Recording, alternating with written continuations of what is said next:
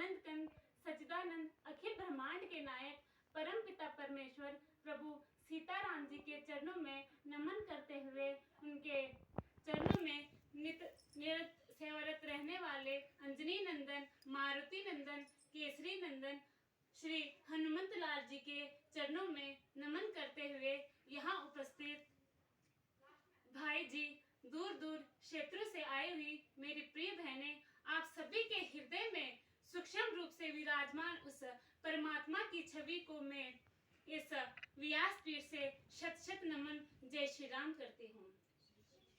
कथा में प्रवेश करने के पूर्व 2 बार भगवान नाम का संकीर्तन करते हैं। संकीर्तन क्यों जरूरी है? ये जो हमारा जो ये हम अपने शरीर को साफ सुथरा रखने के लिए साबुन, पाउडर इत्यादि का प्रयोग करते हैं, उसी प्रकार हमारा जो ये मन है, अपने मन की मैल धोने के लिए हम संकीर्तन करते हैं।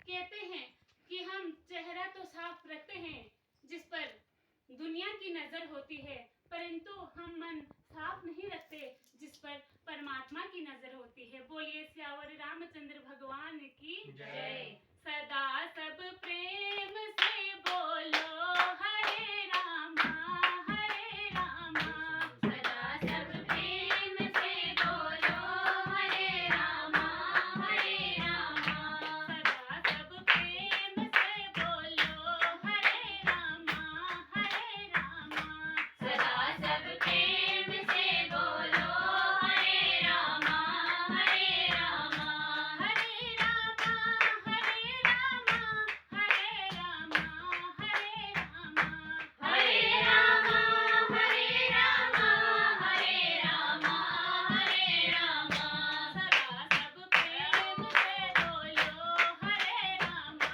हरे रामा, सदा सब प्रेम से बोलो हरे रामा हरे रामा, सदा सब प्रेम से बोलो हरे रामा हरे रामा, सदा सब प्रेम से बोलो हरे रामा हरे रामा। बोलिए सियावर रामचंद्र भगवान की जय। श्री रामचरितमानस में गोस्वामी तुलसीदास जी ने एक चौपाई का वर्णन इस तरह से किया है। क्या कहते हैं? कलयुग केवल नाम आधारा, सुमिर सुमिर नर उतर ही पारा। इस कलयुग में हम राम नाम का नाम लेकर ही इस भव सागर से पार हो सकते हैं।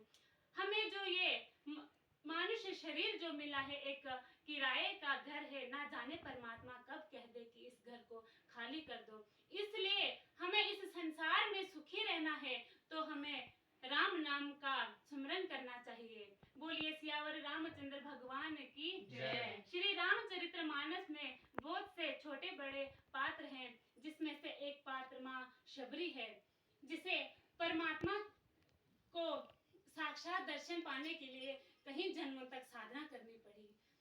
शबरी माता के 3 जन्म होते हैं।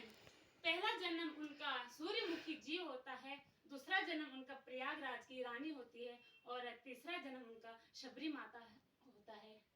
एक उनके पिताजी समय कम होने के कारण मैं तीनों जन्म विस्तार से नहीं बता पाऊंगी। और जब उनका तीसरा जन्म उनके पिताजी एक मांसाहारी होते हैं, प्रतिदिन पाप कमाते हैं और कुछ समय बाद जब माता शबरी विवाह के योग्य होते हैं तो उनके पिताजी बारातियों के लिए बहुत सारे पशु पक्षी इकट्ठा करके रखे होते हैं घर में। तो कुछ समय बाद एक संत जी वहां से गुजरते हैं और माता शबरी उन्हें पानी दाना खिला रहे होते हैं। तो संत जी उन्हें कहते हैं कि आपने ये पशु पक्षी क्यों पाल रखे हैं? तो माता शबरी उन्हें कहते हैं कि मेरे पिताजी ने इन्हें इकट्ठा करके रखा है जो मेरे विवाह के लिए हैं। तो संत जी उनके हाथ पे एक चिमटी करते हैं और माता शबरी कहते हैं कि संत जी मुझे बहुत कष्ट हुआ। तो संत जी माता शबरी को कहते हैं कि जिस तरह से आपको ये कष्ट हुआ उसी प्रकार इनमें भी जान है तो इन्हें भी कष्ट होगा।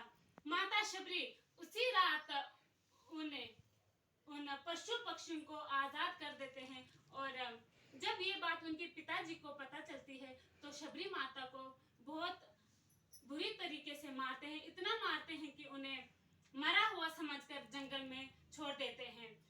वहां वायु के कारण माता शबरी में जान आ जाती है और कहीं माता शबरी तो सोचते हैं कि मैं अपने पिताजी के घर चले जाऊं, लेकिन उनके मन में फिर ख्याल आता है कि अगर मैं वापस पिताजी के घर चले जाऊं तो मेरे पिताजी और मुझे मारेंगे। उन्हें कुछ समय बाद उन्हें दूर एक मतंग मुनि का आश्रम दिखता है और माता शबरी मतंग मुनि जी के आश्रम